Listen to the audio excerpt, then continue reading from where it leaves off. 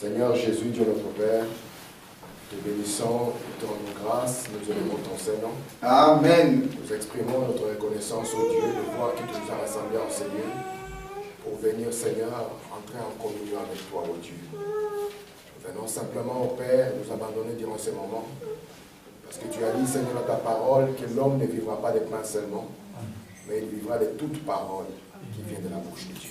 Amen. Et dans cet âge, tu nous as parlé par ta bouche, ô Dieu. Et c'est pour cela que nous nous retrouvons ici, ô Dieu, afin de vivre de ce pain que tu as. Amen. Que nous sommes rassemblés, Père.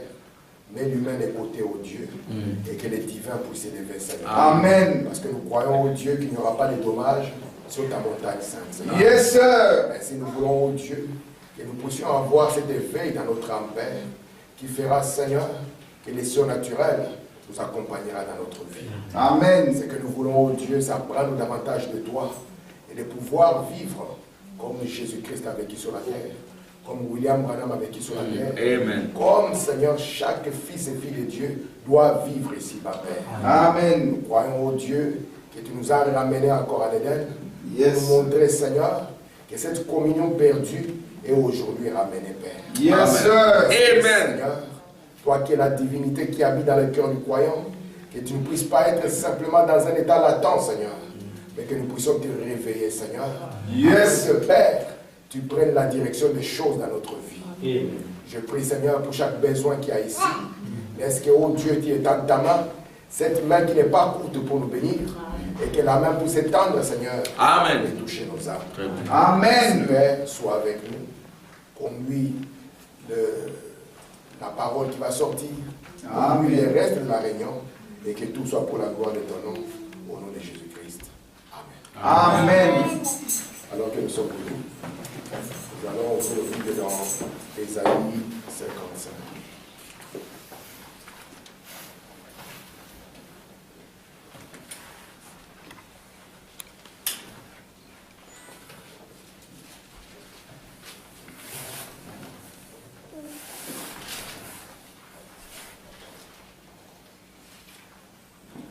Ésaïe 55, je vais commencer à lire à partir du verset 6. Et nous lirons jusqu'au verset 13. Je vais lire la parole de Dieu. Il est écrit ceci. Cherchez l'Éternel pendant qu'il se trouve. Invoquez-le tandis qu'il est prêt. Que le méchant abandonne sa voie et l'homme d'iniquité ses pensées. Qu'il retourne à l'Éternel qui aura pitié de lui, à notre Dieu qui ne se lasse de pardonner. Car mes pensées ne sont pas vos pensées, Amen. et vos voix ne sont pas mes voix, dit l'Éternel. Amen. Autant les cieux sont élevés au-dessus de la terre, autant mes voix sont élevées au-dessus de vos voix. Amen. Mes pensées au-dessus de vos pensées. Amen. Comme la pluie et la neige descendent des cieux, et n'y retournent pas sans avoir arrosé, fécondé la terre, et fait germer les plantes, sans avoir donné de la semence au semeur, et du pain à celui qui mange. Ainsi en est-il de ma parole qui sort de ma bouche. Et ne retourne pas à moi, sans effet, sans avoir exécuté ma volonté, Amen. et accompli mes desseins. Oui, vous sortirez avec joie, et vous serez conduits en paix. Les montagnes et les collines éclateront d'allégresse devant vous. Amen. Et tous les arbres de la campagne battront de main. Au lieu de l'épine s'élèvera le cyprès. Amen. Au lieu de la ronce croîtra le myrte. Et ce sera pour l'Éternel une gloire, un monument perpétuel, impérissable. Amen. Amen. Que Dieu ajoute des bénédictions à la lecture de sa parole. Amen. Amen. Je vous salue tous au nom du Seigneur Jésus. Amen. J'espère que tout le monde va bien. Amen. Comment ça va? Tout le monde va bien. Et nous sommes heureux d'être là. Ça va? Amen. Parfait. Nous sommes heureux d'être là pour parler encore de Jésus. Et, nous allons continuer à parler sur la pensée. Parce que nous comprenons que dans la parole de Dieu, nous sommes venus dans ces messages, c'est pour que nous puissions abandonner nos pensées et que nous puissions recevoir la pensée de Dieu. Madame nous dit que la parole parlée, c'est la sémence originelle. Et la parole parlée, elle provient de la pensée de Dieu. Parce que c'est Dieu qui pense. C'est Dieu qui conçoit la chose. C'est Dieu qui planifie. C'est lui qui est l'architecte. Et le prophète, il prononce la parole. Alléluia. Ce que le prophète prononce, ce n'est pas lui. Non. Ne lui cherchez pas les problèmes. Non. Lui, il ne fait que dire ce que Alléluia. l'esprit a pensé. Exactement. C'est pour cela que je vous dis dans l'original, Frère Branham nous dit, et dans plusieurs exemples, il dit, vous voyez, prenez l'exemple des petits-enfants. Il y a, disons, une sorte de cirque qui va ouvrir ici à côté, et que nous avons différents enfants qui sont là. Et parmi ces enfants, un est plus grand de taille que les autres. Alors, ils se dirigent vers le cirque pour essayer de voir les animaux. Alors, tous, ils ne parviennent pas à voir ce qu'il y a, parce qu'il y a une barrière. Et eux, ils sont petits de taille, ils ne parviennent pas à voir au-delà de la barrière. Mais il y a un qui est grand, dont la tête peut dépasser la barrière. Et alors, ils sont là, ils lui posent la question. Alors, dis-moi, qu'est-ce que tu regardes? Il dit, là, je vois un lion. Là, je vois ceci. Frère Branham dit, il en est ainsi du prophète. Dans l'original, il dit que c'est un ambassadeur que Dieu place sur la terre, capable de s'élever et d'entrer dans la pensée de Dieu. Et sortir des choses que l'esprit naturel ne peut pas percevoir. C'est pour ça que j'ai dit, nous allons parler de la pensée. William Branham nous dit que l'Église doit entrer dans une sphère où elle va prononcer la parole et la chose va se matérialiser. Yes. Mais le problème, c'est que les gens religieux, ils pensent que cela va arriver par un hasard.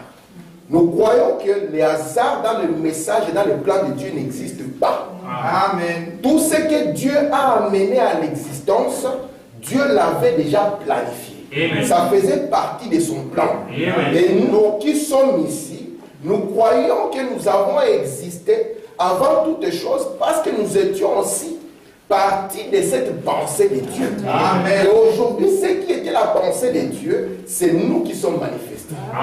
C'est pour cela que lorsque nous parlons de vous en des termes d'une épouse, sans tache, ni ride, ni rien de semblable. Parce que c'est la pensée que Dieu avait lorsqu'il avait pensé à vous et à moi. Amen. Donc la pensée, comme je l'ai dit, est quelque chose qu'on ne peut pas négliger. Nous avons compris que même dans le monde naturel, j'étais en train de lire une citation, malheureusement je n'ai pas eu le temps de la mener ici avec moi. Je la lisais quand Frère Branham, ils étaient en train de préparer la construction du Branham Tabernacle. On a amené à Frère Branham le plan. C'est l'architecte qui a dessiné ça. Et l'architecte a essayé d'estimer le travail. Et l'architecte peut mettre le plan là et vous dire, cette maison elle est comme ça, ici c'est la chambre, vous voyez seulement des lignes qui passent, vous ne comprenez rien. Mais lui, il voit déjà cette maison. Donc pour l'architecte, quand il a le plan, si vous lui donnez aussi l'argent, il sait qu'automatiquement il a une maison. Amen. Et c'est ce que Frère Branham était en train de dire. Il dit, maintenant nous allons passer cela entre les mains des diacres et des administrateurs pour qu'ils voient quand est-ce qu'on peut commencer et négocier les prix. Et Dieu aussi, il savait qu'il avait une pensée. Et Dieu, dans sa pensée, parce que j'ai dit que nous l'appelons l'architecte. Même les Rosicrétiens l'appellent l'architecte. Mais cela n'arrête pas la réalité que Dieu était l'architecte. Les frères maçons, ils se disent des maçons parce qu'ils disent que Dieu c'est l'architecte. Mais ce qu'ils construisent, c'est une construction de d'homme. Mais ici, c'est la construction de Dieu lui-même. Parce que Dieu construit, l'outil qu'il utilise, c'est la parole. Amen. Parce que quand Dieu avait pensé, il devait aussi avoir un outil pour que la pensée puisse être transportée. Et l'outil que Dieu a utilisé, c'est la parole. Amen. Ainsi, si l'épouse va arriver à entrer dans cette sphère où elle dira une chose et la chose se créera, c'est que d'abord en elle, il doit y avoir une pensée. Et c'est cette pensée qui sera en elle qui viendra à être manifestée. Amen. Amen. Nous avons compris que même si je prends cette chaise, même si je prends cette chair, même si je prends le micro, tout ceci, avant que ça ne soit matériel, a commencé à exister dans le domaine de la pensée de quelqu'un. Amen.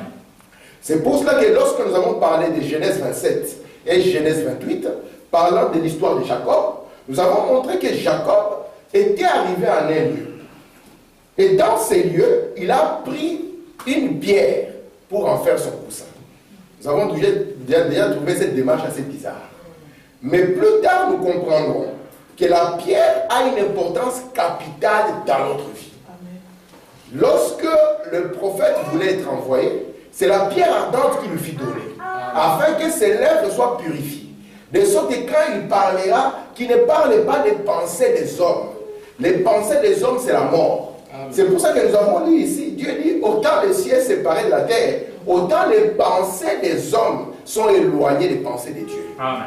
Et je vous ai dit que la plus grande difficulté que nous avons dans ce message, on va vous dire la plus grande difficulté que nous avons dans le message, Amen. quand tu étais en Allemagne, nous avons parlé un peu, c'est que celui qui va dire les tonnerres ne sont pas révélés, je suis certain qu'il va amener des citations. Amen. Il ne va pas aller loin, il va prendre la fête des trompettes. Et il va nous sortir là-bas, Balaam dit que le 7e jour, il n'est pas ouvert. Très bien. Il n'a rien dit là-dessus. Vous comprenez? C'est lui qui va dire que les tonnerres sont révélés. Il va prendre l'exposé. Il va vous montrer dans l'exposé 314. Il vous montre ce qu'il doit faire. Vous voyez, il va faire ceci, rétablir cette tonnerre, il va le révéler. C'est lui qui va dire que Jésus est venu. Il va prendre l'écriture. Il vous dira que Jésus est venu. C'est lui qui dira que Jésus n'est pas venu. Il prendra une écriture. Donc, de sorte que l'inspiration qui est dans ces messages, c'est la même inspiration qui est dans la Bible. Parce que toutes les dénominations que vous voyez ici ne sont pas sorties d'ailleurs. Ce n'est pas du Coran. C'est la Bible qu'ils ont brandie. Les uns ont dit Jésus à la croix, quand il est mort, il a penché sa tête en avant. Ils ont baptisé les gens 3 fois en avant. D'autres ont dit non, non, non. Quand un homme meurt, on le baptise en arrière. 3 fois en arrière. Les uns ont dit nous devons baptiser au nom du Père, du Fils et du Saint-Esprit. Parce que c'est écrit. Les autres ont dit non, c'est une fausse révélation. Nous allons baptiser seulement au nom de Jésus. Et puis Branham me dit non, l'un et l'autre sont faux. Vous devez baptiser au nom du Seigneur Jésus-Christ. Et nous comprenons que tout cela vient de la Bible. Même ces messages, vous voyez les gens partir dans ce sens. Les autres dans ce sens. Les autres dans ce sens. Chacun brandit une écriture. Mais qu'est-ce qui fait cela? Ce qui fait cela que Dieu te bénisse, frère Lévi, c'est le plan. Parce que William Branham dit ici que nous ne sommes pas en train de construire un mur. Branham dit que dans la construction des murs, n'importe qui peut le faire. C'est une brique sur une autre, on continue. Jusqu'à l'os de chez moi. Mais quand il faut faire un coin, c'est une jonction. C'est pour ça que Branham a dit, il a parlé de plusieurs jonctions. Il a dit aujourd'hui c'est une 7e jonction. Et il dit qu'après la 7e jonction, c'est entré directement dans le millénium. C'est ce que Branham dit. Alors maintenant, quand vous n'avez pas le plan, ça devient très dangereux. C'est pour ça qu'on a dit que la Bible, c'est une forêt. C'est un labyrinthe. Que si vous n'avez pas de plan pour y entrer, si vous n'avez pas un GPS, parce qu'aujourd'hui nous avons évolué, c'est le GPS. Et le GPS, ce n'est que la copie d'un prophète. Parce que le GPS se connecte au grand satellite. Et puis après s'être connecté au grand satellite, il devient un guide pour vous. C'est pour ça que Branham dit, je suis un frère sauvé par la grâce. Mais quand l'âge de Dieu se met au-dedans, alors moi, Branham, je deviens la voix de Dieu. Alors ce qu'il nous faut, c'est le plan. Parce que Dieu, dans sa création, n'a rien fait sans le plan. Donc si nous prêchons ce message et que nous n'avons pas le plan, nous sommes les hommes les plus malheureux. La Bible nous dit ici que vous voyez devant vous, les montagnes vont applaudir. Vous voyez les arbres vont applaudir. Ils vont pousser des cris de joie. Mais si vous n'avez pas le plan, mes amis, c'est un danger. Parce que la Bible ne peut pas se contredire. Et Dieu non plus ne peut pas se contredire. Parce que la Bible dit que d'une même source ne peut pas sortir une eau amère et une eau douce. Donc si Branham en lui il y a une contradiction, sachez que Dieu n'a pas parlé par lui. Mais nous croyons que cet homme, Dieu l'a confirmé. Frère Branham me dit, même la science l'a attesté. Et il dit, les gens prêcheront le message avec les photos. Amen. Qui sont la preuve pour un âge scientifique que Dieu a confirmé cet homme. Et Branham n'a pas amené la confusion. Parce qu'il nous a été promis que quand William Branham viendra, alors le peuple de Dieu ne sera plus jamais dans la confusion. Ceux qui auront été appelés pour écouter cette voix, ils ne seront jamais dans la confusion. Parce que lui, c'est Élie le prophète. Il chasse la confusion. Vous voyez, c'est le ministère de Zorobabel. C'est lui qui chasse la confusion. Amen. Vous voyez, un jour, il y a eu un homme qui voulait relier le ciel et la terre. Il s'appelait Nimrod. Et Nimrod a essayé, de par les moyens politiques et humains, d'amener les gens au ciel. Dieu les frappa. Et c'était la grande Babylone. Mais remarquez, quand la Pentecôte était descendue, c'était la même langue. Et chaque personne entendait. Et c'est ce que William Branham est venu nous ramener, mes frères. Il nous a amené le plan. Parce que Dieu était le concepteur. Branham a dit, vous, calmez-vous les amis. Ne regardez pas au calendrier n'importe lequel. Dieu a un calendrier. Et le calendrier de Dieu, c'est Israël. Et il commence à nous mettre déjà dans le plan. Branham, quand il prêche même sur le fléau, il dit, dans les premiers paragraphes 60, vous descendez, il dit là-bas, regardez les plans sur le fléau. Parce que Branham sait que si le plan n'est pas là, ça signifie que Dieu, il a joué comme au hasard. Et notre Dieu n'est pas impliqué dans les hasards. C'est pour ça que nous croyons au plan de la rédemption. Amen. Lorsque nous disons quelque chose, nous le disons par rapport au plan. Amen. Amen. Je crois que si Dieu permet, maman, vous voulez nous voir là, on va parler sur le plan. Et on va prendre n'importe quelle promesse et les placer dans le plan. Parce que nous avons plusieurs plans. Je vais vous donner quelques exemples. Prenons par exemple, William Branham a dit que nous avons 3 Bibles. Les gens ont dit, vous voyez, Branham c'est un rosicrucien, c'est un franc-maçon. Parce qu'aujourd'hui c'est comme ça qu'on l'attaque. Il est parti chercher la pyramide où nous avons dit dans la Bible que Dieu mettrait en Égypte un monument. C'était biblique. Amen. Et Branham, il était connecté à la grande intelligence. Parce que il n'y a rien qui soit dans la Bible qui soit directement la parole de Dieu. Non. Vous comprenez? Il faut que cela vienne par révélation, alors ça devient la parole de Dieu pour vous. Branham dit, qu'est-ce que nous avons dans le plan lorsque nous regardons la pyramide? Si je dessine ici la pyramide de manière sommaire, ce n'est même pas ma leçon, mais il faut que je parle sur le plan. Comme je me sens bien en parlant du plan. Vous allez remarquer que, Branham dit que lorsque Enoch avait fait la pyramide, il n'avait pas placé la pierre faite. Parce que le vrai Enoch était dans cet âge. Amen. C'est le vrai Enoch. Qu'on ne vous dise pas que Branham est autre chose. Branham est Enoch. Et frère Branham dit, vous voyez, dans la nuée, nous avons une partie sombre et une partie éclairée. Frère Branham dit, la partie sombre représente les 6 âges endormis. Il représente Moïse. Amen. Il dit la partie éclairée, ça représente Élie. Et frère Branham dit, c'est l'immortel Élie. Il dit, voyez, c'est celui-là le 7e qui part vivant dans l'enlèvement avec son groupe. C'est le prophète. Remarquez maintenant, mes frères, lorsque nous prenons le plan sur la pyramide, nous allons constater quoi? Nous allons voir que la pyramide, on avait la pierre angulaire, et puis la pierre qu'Enoch n'avait pas placée, la pierre fêtière. Cette pierre fêtière, William Branham l'appelle les 7 tonnerres. Vous voyez? Amen. C'est Branham qui le dit. Messieurs, il dit que si nous sommes au temps de la fin, alors croyez que la pyramide est coiffée de 7 tonnerres. Amen. Regardez maintenant, dans le plan ici de la venue, et Branham nous dit, nous allons remarquer que nous avons ici la première venue du Seigneur, et ici nous avons la seconde venue du Seigneur. Mais quand vous regardez, la première venue du Seigneur et la seconde venue du Seigneur. Frère Branham continue. Il dit, prenons le deuxième modèle. C'est un plan aussi, c'est le premier plan. C'est juste des exemples avant que je rentre dans le plan sur le subconscient. Amen. Amen. Et regardez maintenant, il dit que lorsque vous prenez les zodiaques, vous allez remarquer que dans les zodiaques, il n'y a que 2 venues. Il dit, il y a la première venue par la Vierge et la seconde venue par les lions. Maintenant, je vous pose la question, vous, les grands lecteurs de la Bible, où est la venue de l'enlèvement? On ne la voit pas. Lorsque vous regardez comme ça de manière apparente, vous n'allez pas la voir. C'est pour ça que la Bible l'a appelée une venue secrète. Vous comprenez ça? C'est une venue secrète. D'ailleurs, la promesse de la venue du Seigneur n'était même pas en 3 parties. Quand Dieu a promis à Israël, il a dit, l'Éternel, votre Dieu, viendra au milieu de vous. Et lui va essuyer les larmes de vos yeux. C'était ça l'attente d'Israël. Quand Jésus est venu, eux, ils savaient que c'était le millénium qui devait commencer.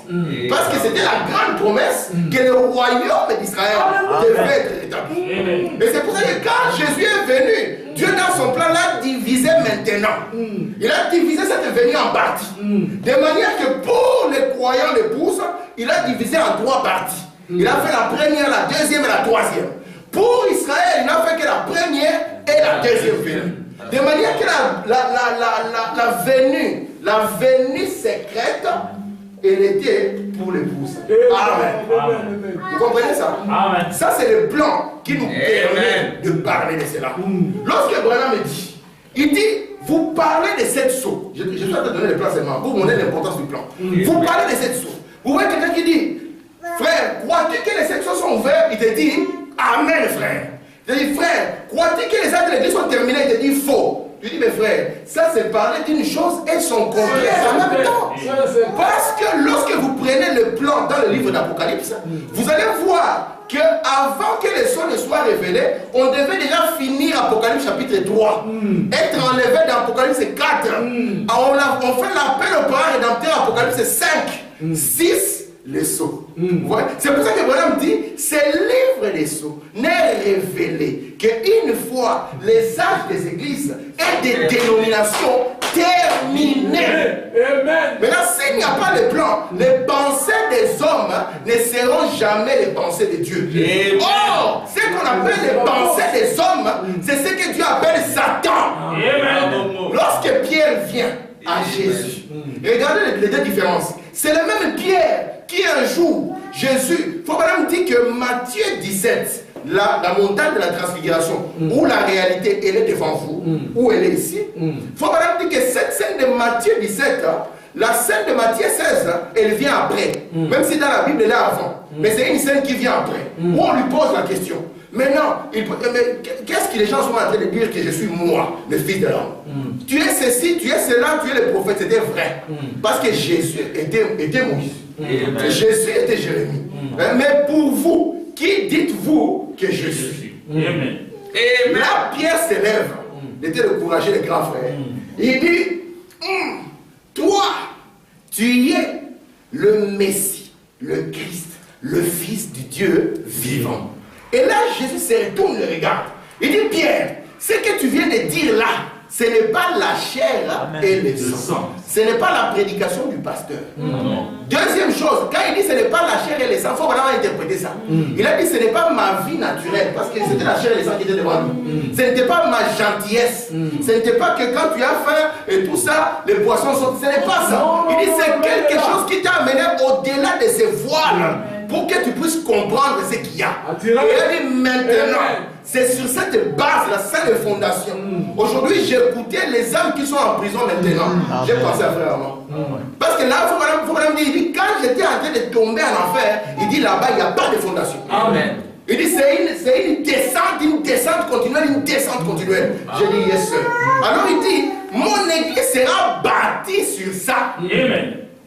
Amen. La révélation. Amen. Et la révélation qui marche avec le plan. Amen. Lorsque vous avez le plan, personne ne peut vous bouger. Amen. Parce que vous allez poser la question, frère, maintenant dans le plan, où est-ce que tu places ça? Où est-ce que tu places ceci? Parce que Branham, Branham lui-même, il a dessiné les plans. Si vous voulez, je vous donnerai les plans des frères Branham sur les 70 semaines. Très bien. On a encore l'affaire des frères Branham, elle est claire. Frère Branham, il a montré comment est-ce que la pierre de fête, elle vient. Et quand elle descend, elle met feu au temps. Amen. Et c'est quoi mettre feu au temps? C'est la fête de la 70e semaine. Vous comprenez ça? Frère Branham a été clair. Il dit là-bas, il dit c'est là où l'église part dans l'enlèvement. Il dit l'église est partie dans l'enlèvement. Il dit cela met fait au temps. C'est William Branham qui était en train de parler. Et regardez maintenant. Si nous regardons, nous n'avons pas de plan, nous allons voir que nous avons notre âge de la Vierge et nous avons ici l'âge du lion. Mais lorsque nous regardons, maman, quelqu'un va dire, crois-tu que le juge suprême est venu? Il dit Amen. Mais le juge suprême, c'est le lion. Et puis il te dit que derrière le lion, il y a encore une autre venue. Vous comprenez que le plan, il n'a pas compris. Parce qu'après les lions, il n'y a plus de venue. Il ne peut pas y avoir une venue après les lions, c'est impossible. Il dit, remarquez, faites attention, nous sommes en train d'avancer. L'âge de la Odyssée, c'est l'âge du cancer. Il dit après cela, c'est Léo le lion.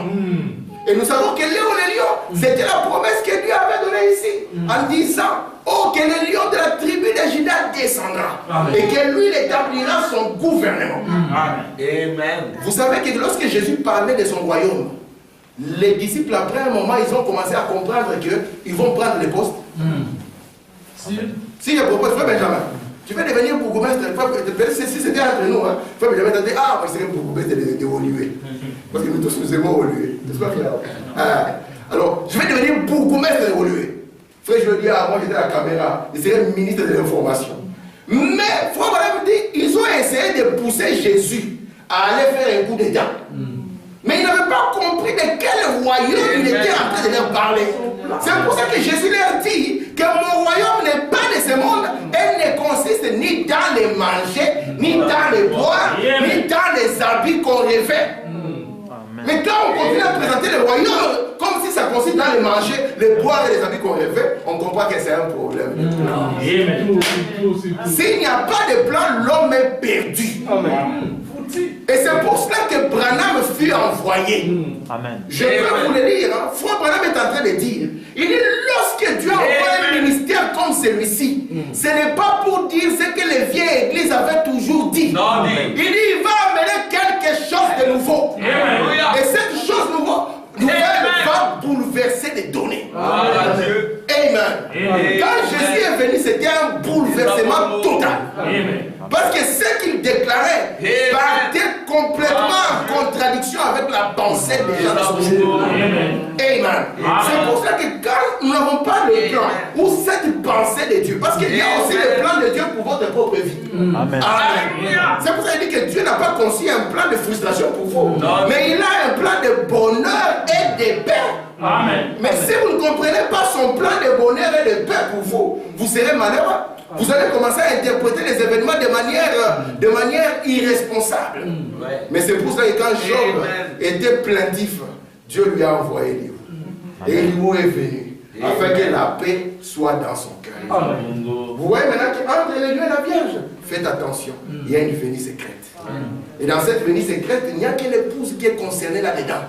Si vous n'êtes pas l'épouse, vous ne serez pas concerné. Vous allez attendre au-delà des lions une autre venue. Et lorsque vous ne la verrez pas, vous serez comme les Juifs. Vous savez que les Juifs, par manque de plan, on les a tués dans l'église.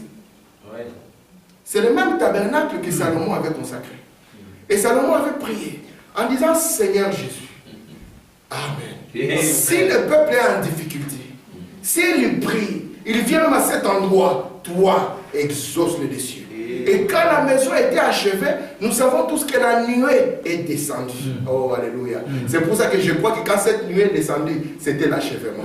Amen. Parce qu'elle est entrée dans l'âme du croyant. Amen. Exactement comme Salomon avait montré. Mais remarquez, mes frères, que quand il n'avait pas compris le plan de Dieu, parce que Jésus est venu, il a dit, je suis l'agneau de Dieu. Tout le monde a dit, mais c'est quoi ça? Nous savons qu'un agneau, c'est un animal à quatre pattes. Comment vous pouvez dire qu'un homme est un agneau? C'était la pensée de Dieu. C'était le plan de Dieu.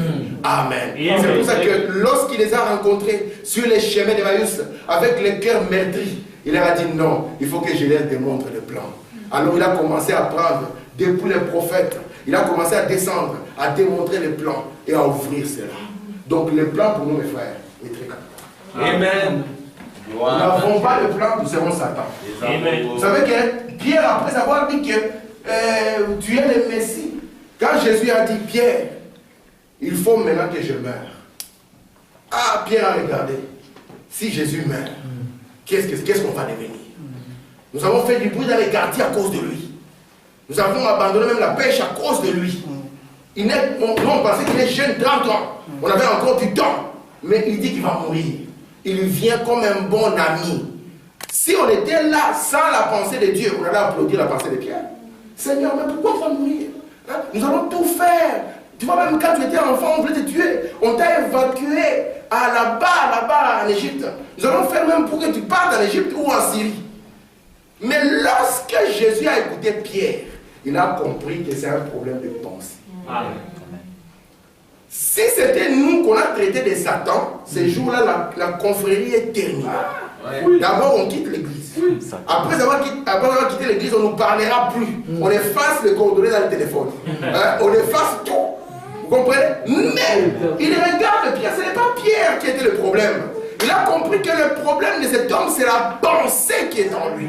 C'est pour cela que pour sauver un homme, il ne faut pas seulement le sortir de l'eau. Et la grande amertume que j'ai aujourd'hui, c'est de voir qu'on a tiré les gens des dénominations. Mais vous êtes témoins devant moi. Est-ce que ce ne sont pas les mêmes réflexes dénominationnels que nous sommes en train de répéter? Est-ce que ce n'est pas la succession papale que nous voulons ramener? C'est juste. Est-ce que ce n'est pas la même chose? Nous, j'ai écouté les frères Genobi en train de chanter. Ça m'a beaucoup interpellé. Et lorsque Joseph s'est tenu en disant voici où je me tiens, les gens ont dit Joseph, tu n'as rien à dire. Ce n'est pas le kimbagisme aujourd'hui. Oui. Mais après un moment, nous avons compris que les mêmes personnes ont voulu commencer à sortir leurs propres enfants. Amen. Je dis pourquoi c'est là? C'est parce que la pensée de Dieu n'y est pas. Vous savez que la famille Branham n'a rien à voir avec le Branham Tabernacle. Et alors qu'il pouvait dire que c'est bon la famille Labisso, comme on dit. C'est bon la famille Labisso. Mais non pas que c'est là. Parce que c'est les histoires de Dieu. C'est la pensée de Dieu. Amen. Et cette pensée doit habiter dans le croyant. Si elle n'est pas dans le croyant, c'est ça la confusion. C'est ce qu'on appelle les ténèbres. La Bible dit que les ténèbres seront tellement denses qu'on les touchera. C'est ça. Vous allez toucher l'homme, les ténèbres denses. Amen. Et remarquez maintenant, parce que si la pensée n'est pas là, c'est très grave, mes frères. C'est tout. Et nous voulons que les gens qui sont sortis des eaux, que ces eaux-là aussi sortent d'eux. Et la seule manière que ces eaux sortent d'eux, c'est qu'ils reçoivent la pensée de Dieu. Amen. Abraham me dit qu'aucun prédicateur ne peut vous donner le Saint-Esprit. Que cela soit votre force. Parce que s'il peut vous donner le Saint-Esprit, demain il va l'arracher. Parce que si moi je donne quelque chose, demain je peux l'arracher. Nous avons vu en 77, quand les frères ont attendu avec leurs valises fermées, comment ils iront au ciel. Ils ont vu 78 arriver. Les autres sont revenus à l'église. Ils ont donné les papiers. Remboursez-moi toutes les dîmes que j'ai données. Ça s'est passé en 77. Si tu ne le sais pas, ça s'est passé en 77. Ils avaient leurs valises fermées. Et regardez un peu la pensée. Ils avaient leurs valises avec eux. Ils sont en train d'attendre maintenant le départ. Avec les valises. Parce qu'on leur a promis un royaume avec des habits. On leur a promis un royaume où on mange. On leur a promis un royaume quelconque. Mais ici, nous avons un royaume inébranlable. Inébranlable.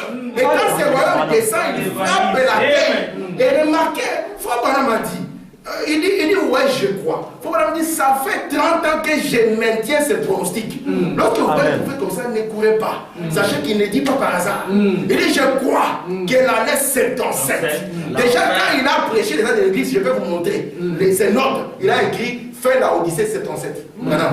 Dans ses notes, il a écrit 77. Il dit, je crois que l'année 77 sera la fin des systèmes de ce monde.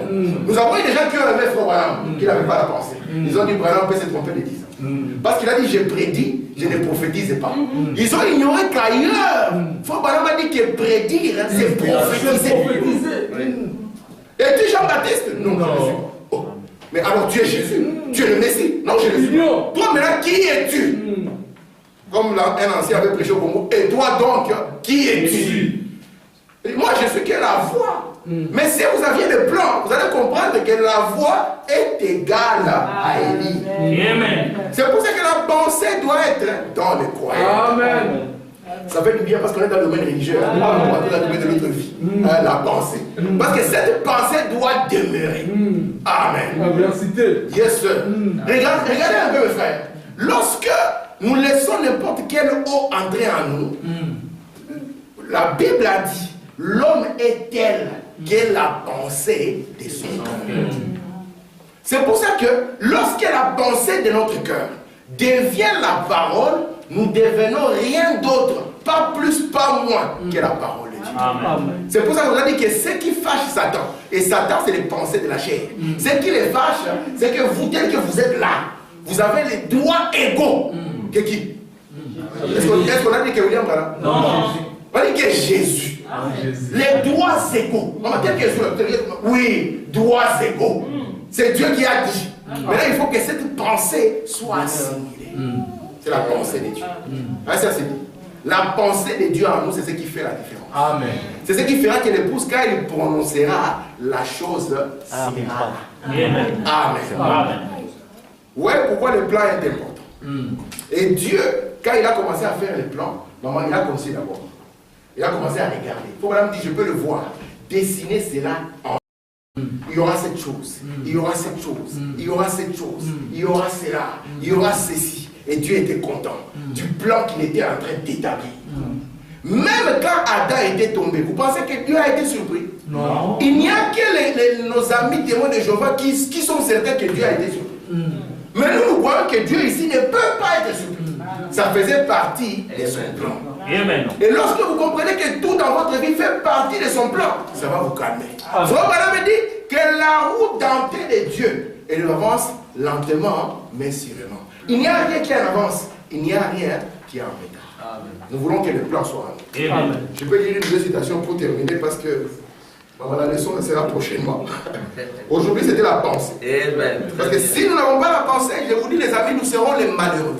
Aujourd'hui, les pauvres, écoutez un peu mes frères. Nous croyons, nous tous, maman, qu'il faut le rétablissement du temple. C'est une pensée, non?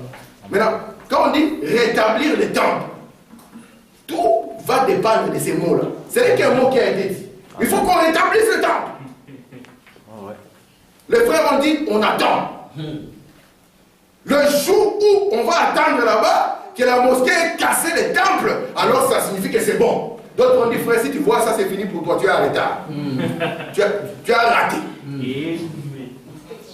Maintenant, quand on a des choses comme ça, nous ne pouvons pas marcher comme si Dieu ne nous a pas parlé. Nous devons revenir vers le prophète. Qu'a dit le prophète? Dieu caché et révélé dans la simplicité. Branham vous dit ceci. Commencez au paragraphe 90. Il vous dit lorsque Jésus, quand il est sorti avec ses disciples et qu'ils lui ont montré que c'était beau et tout ça, il a dit il ne restera pas pierre sur pierre. Frère Branham me dit il voulait qu'il puisse enlever cette histoire de leur pensée. Amen. Il voulait qu'ils puissent regarder à autre chose.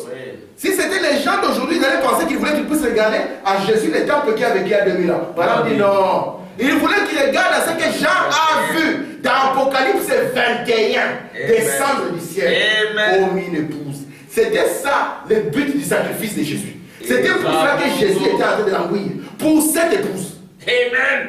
Amen. Il voulait qu'ils puissent mettre leur pensée là-bas. Maintenant, imaginez-vous un peu, frère. Dans l'exposé, il faut Branham dire que vous ramenez au système aronique, c'est antichrist. Parce que Dieu, s'il quitte un système, le système tombe et le système ne se relèvera jamais. Donc, si vous voyez les pentecôtistes, les wesleyens, ça ne pourra plus jamais se relever. Et si Dieu a quitté ce système-là, le système aronique est fini, terminé. Peu importe le nombre de rabbins que vous allez prendre comme conseiller, ça ne marchera pas. Amen.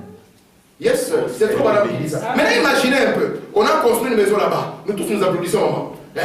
Nous prenons tous nos tickets. Allez, direction Israël. Allez célébrer. Les nations viendront.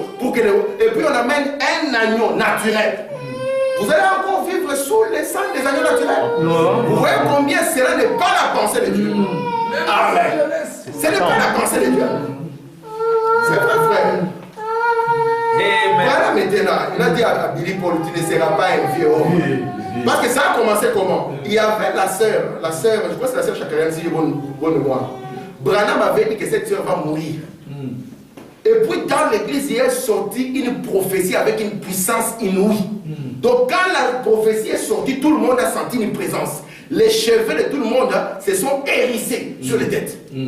Branham était là, il n'a rien dit. Le pauvre Billy Paul était troublé. Il a senti cette présence. Il a senti cette onction. Et puis il appelle son papa. Il dit, papa, qu'en est-il de ceci? Toi tu avais dit ça, mais écoute la présence qu'il avait, l'onction qu'il avait. Il dit, Billy mon fils, t'a-t-il déjà dit une chose qui ne soit accomplie? T'a-t-il déjà dit quelque chose qui n'arrive point? Il dit, le même là qui m'a dit qu'elle va partir, il t'a dit que tu ne seras pas un vieux, que tu verras les requins blancs qui nagent ici. C'est une chose arrivée aujourd'hui. Déjà. Et les gens ne sont pas sincères. Les requins blancs étaient en Australie. Ils étaient étonnés de voir que ça commence à mordre les gens sur le côte américain. Yes, c'est le prophète. C'est la pensée de Dieu. C'est l'intelligence de Dieu. C'est pour ça que quand j'insiste ici en disant, frère, ne laissez pas un vulgaire prédicateur dans votre cœur. C'est un danger. Parce que la parole de Dieu ne vient pas au prédicateur. La parole de Dieu vient au prophète. C'est pour ça que Jésus, qui était la parole, devait venir à Jean. Jean était le prophète. Et la parole vient au prophète. C'est pour ça que quand Branham, dans la petite translation, a vu les saints, ils lui ont posé la question, mais où est Jésus? Il a dit, lorsqu'il viendra, il viendra premièrement à toi. Frère Branham dit que si Jésus vient et qu'il n'y a pas un prophète sur la terre, il commettra la même erreur que David a commise. Yes, sir. Il doit y avoir quelqu'un. Il ne viendra pas chez Caïphe en disant, Caïphe, veux-tu me présenter? C'est pour ça que Branham dit, si Dieu veut juger ce monde par l'église catholique, les protestants sont perdus. Mais il avait promis qu'au temps de la fin, le Saint-Esprit viendra. Et le Saint-Esprit, alléluia, ce sera un homme qui vous conduira dans toute la vérité. Et toute la vérité, pourquoi? Pour que la pensée de Dieu puisse être en vous. Amen. Pour que le plan demeure en vous. C'est pour ça que quand nous regardons, nous on peut rester calme, mais par respect. Mais on sait que le papa n'a pas de plan. Et on sait que le papa est en train de faire de son mieux. On ne se moque pas de lui. Nous ne sommes pas de cette genre-là. On ne se moque jamais des serviteurs de Dieu. Nous serons toujours respectueux. Mais nous dirons, papa, là-bas, ce n'est pas le plan. Et tu vas le remarquer avec le temps. C'est pour ça qu'il dit que lorsque vous faites des déclarations, soyez sûrs que vous avez bien observé le plan. Mais avant que je finisse, je ne peux pas finir sans lire le prophète. C'est lui à qui Dieu a confié la promesse. Amen.